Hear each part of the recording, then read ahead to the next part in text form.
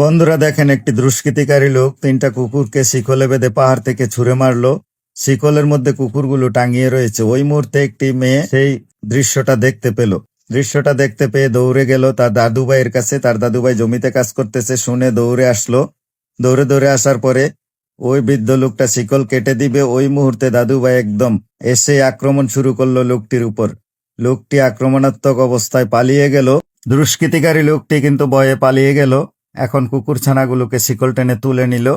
সবগুলো কুকুর টুকুর নিয়ে তারা চলে গেল। দ্বিতীয় দিন কি হয়েছে দেখেন, গুন্ডা বাহিনী গুন্ডা টুন্ডা নিয়ে এসে একদম দাদুর উপর আক্রমণ চালাইলো। দাদুর ঘর দুয়ার যা আছে একদম সবকিছু ভেঙে চুরে তছনছ করে দিল। তছনছ করার পর গুন্ডারা যখন চলে গেল, দাদু আর নাতনি অনেক কষ্ট পাইল।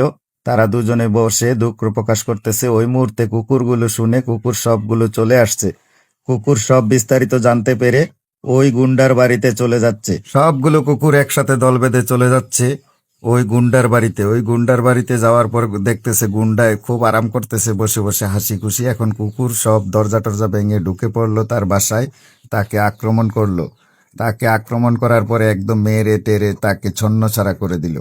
এখন ওই দুষ্কৃতিকারীর সিন্দুক ভেঙে টাকা পয়সা সবকিছু নিয়ে আসলো কুকুর দলগুলো। কুকুর দল সব টাকা পয়সা নিয়ে ওই দাদুর কাছে চলে আসলো। ওই দাদুকে দিল। দাদু অনেক খুশি হইলো টাকা পেয়ে।